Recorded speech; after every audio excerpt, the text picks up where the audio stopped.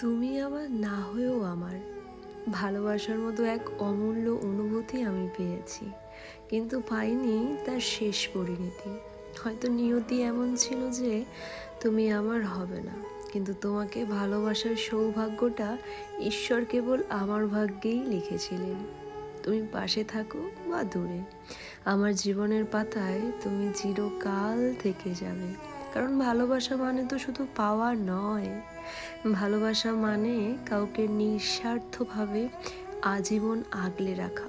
হয়তো তোমার কাছে কোনোদিনও আমি নিজের মানুষ হয়ে উঠতে পারবো না, কিন্তু আমার হৃদয় তোমার জায়গাটা চিরস্থায়ী। তোমাকে ভালোবাসতে পারাটাই আমার জীবনের শ্রেষ্ঠ প্রাপ্তি, আর এই প্রাপ্তিটুকু নিয়েই আমি বেঁচে থাকবো আজীবন। তুমিই আমার পূর্ণতা, তোমাকে ছাড়তে পারবো না, কারণ তুমি আমার হৃদয়ের সেই প্রিয় মানুষ যাকে ভালোবেসে আমি জীবনকে সুন্দর মনে করতে শিখেছি।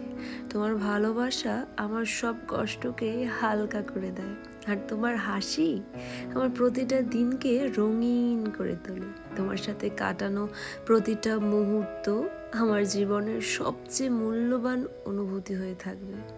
যতই দূরত্ব আসুক, যতই সময় বদলে যাক, আমি শুধু তোমার হাতটা শক্ত করে ধরেই থাকতে চাই চিরটা কাল।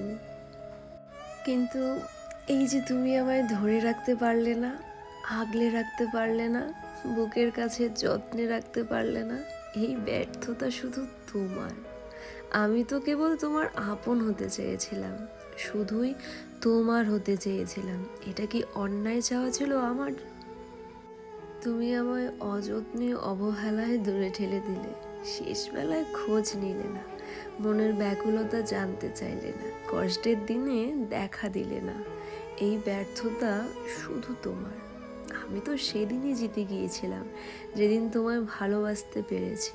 অভাবে এই দুনিয়ায় কজন ভালোবাসতে পারে বলো? ভালোবাসা যে আজকাল দুর্লভ, শুধু তোমার মতোই দুর্লভ। তোমার তো অনেক সৌভাগ্য, তুমি দূরে গিয়েও আমার বুকে থাকো। জানো, জীবনে অনেক কিছু হারালাম, তার মধ্যে সবচেয়ে পছন্দের মানুষ কে ছিল বলো তো? তুমি। যদিও গল্পটা ছিল অল্প, তবুও তোমাকে মনে রাখবো মৃত্যুর আগ পর্যন্ত। তুমি ছিলে আমার জীবনের সবচেয়ে পছন্দের মানুষ। তোমার হাসি, তোমার কথা, তোমার সাথে কাটানো প্রতিটা মুহূর্ত সব যেন এক একটা যন্ত্রণাদায়ক স্মৃতি হয়ে বুকে আঘাত করে। আমাদের গল্পটা খুব বড় ছিল না, তবু প্রতিটা পৃষ্ঠায় আজও আমায় কাঁদায়। আলো আঁধারের মাঝে একটা সম্পর্ক যেখানে তুমি ছিলে আলো আর আমি ছিলাম ছায়া। আজ তুমি নেই, তবুও প্রতিদিন তোমায় খুঁজি। হাজারো ব্যস্ততার মাঝে মনে পড়ে যায় তোমার ছোটোখাটো কথা। বিশ্বাস করো, এই হৃদয়টা কারো জন্য আর জীবিত হবে না, কারণ সত্যিকারে ভালোবেসেছিলাম যে তোমায়। তোমার জায়গাটা আর কেউ নিতে পারবে না। আজও তোমায় ভালোবাসি, তোমাকে মনে রাখবো মৃত্যুর আগ পর্যন্ত।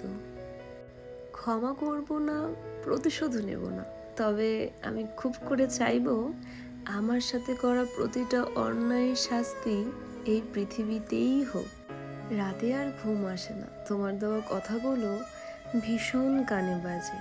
আমি কাউকে বলি না কতটা ভেঙে গেছি, হাসি মুখে ভালো আছি বলি। তবুও রোজ রাতে ভগবানকে বলি, তাকে ভালো রাখো, সে যেন সব সুখ পায়। তোমাকে আমি নিজের মানুষ ভেবেছিলাম, কিন্তু তুমি আমাকে এতটা পর করে দিয়েছো। তোমার এই ভেঙে দেওয়া সম্পর্কটাকে আমি আবারও জুড়তে চেয়েছিলাম, কিন্তু তুমি ভাঙতে দেখেও চুপ ছিলে, কারণ তুমি সেটা ইচ্ছে করে ভেঙেছো।